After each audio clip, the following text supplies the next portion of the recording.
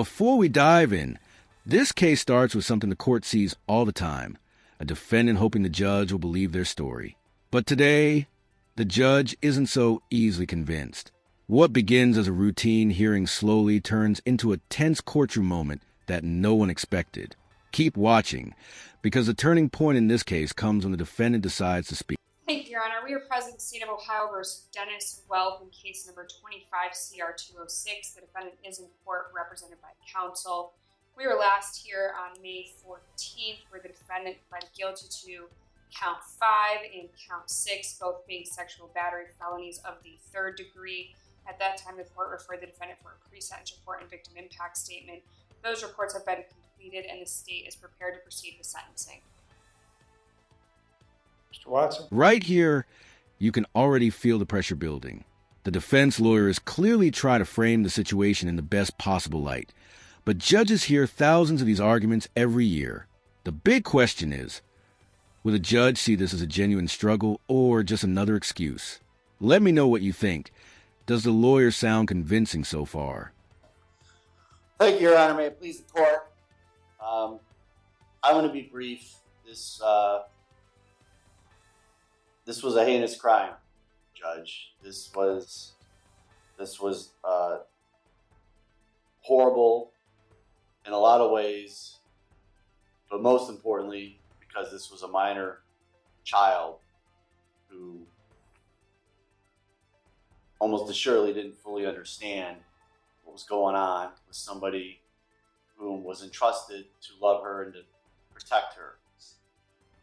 However, Your Honor, this is not indicative of who Mr. Welp is as a person. Yes, he has a record. Yes, he has been to prison, but it's mainly in the past been for drug offenses, I believe some theft offenses, nothing of this magnitude. On this day, and this is not an excuse, Judge, for his behavior, but on this day, Mr. Welp was drinking a lot, was highly intoxicated, and took advantage of his stepdaughter. Since the day I met him, he is in disbelief that he did this.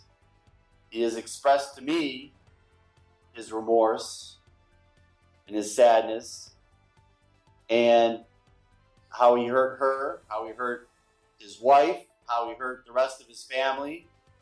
He knows, Your Honor, that he's going to be spending a lot of time in jail coming up. I know there's discretion with the plea with how much time that equates to. This court has a lot of discretion with that. Earlier in chambers, the state and I presented to the court a joint recommendation for 8 years. I'm going to respectfully ask the court to consider imposing that sentence because I believe Mr. Welp is remorseful. I believe that this is not who he is as a person, and I'm hoping when his time is up, he gets out, which, by the way, he's going to be reporting as a sex offender for the rest of his life, so he's going to be under a microscope. He's going to be monitored for the rest of his life. But I'm hoping that he'll be able to piece things together, make amends with at least part of his family. I don't know if he can ever make full amends with everybody or not. And you're going to hear from him in just a minute, Your Honor. But again, I don't think this is who he is as a person. And I'm going to respectfully ask the court to consider adopting the joint recommendation. Thank you, Your Honor. All right. You are required to register in person with the sheriff of the county in which you establish a residency within 3 days of coming into that county, or if temporarily domiciled for more than 3 days. You are also required to register in person with the sheriff of the county in which you establish a place of education immediately upon coming into that county. If you establish a place of education in another state but maintain a residence or temporary domicile here, you are also required to register in person with the sheriff or other appropriate official in that other state immediately upon coming into that state. Failure to register, failure to verify residence at the specified times, or failure to provide notice of change in residence address or other required information as described above will result in a criminal prosecution. Mr. Watson, if you would present this to Mr. Welp for his acknowledgement and signature. All right, Mr. Welk, what do you want to tell me before I impose sentence? First and foremost, I'd like to apologize to the courts for appearing before them today. I'd like to apologize to the victim in this case. I'm not going to use alcohol or drugs as an excuse for anything. However, alcohol was a main factor in this case. But I take full responsibility for my actions because I chose to make the irresponsible decision consuming too much alcohol than I could handle, causing poor, regretful choices leading to my incarceration. I've read the police reports and feel ashamed, embarrassed, and hurt because that's not the person I am.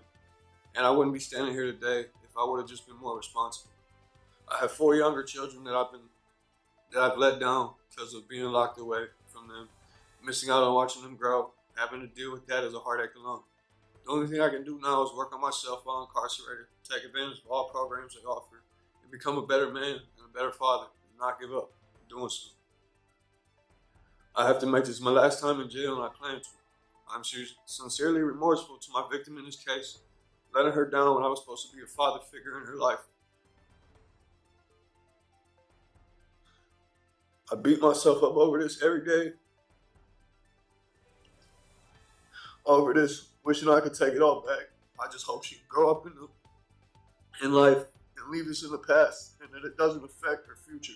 Again, I'm sorry to everyone I caused pain to in this case.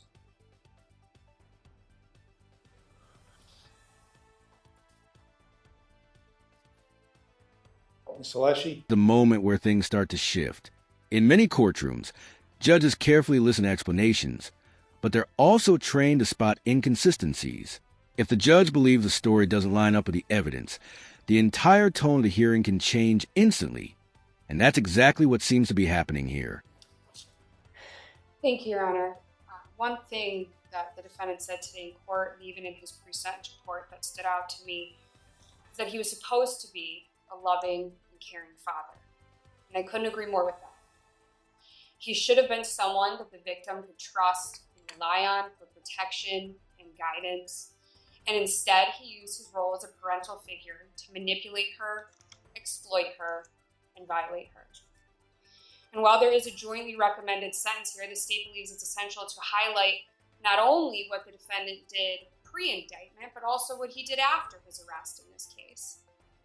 While incarcerated, he continued to communicate with the victim while in the Lake County Jail. He attempted to guilt and manipulate her by blaming her for her own suicide attempt at the East Lake Jail. He pressured her to express her feelings to law enforcement about her desire for him to only receive a short sentence. He spoke of wanting to attend counseling together. He emphasized they were a team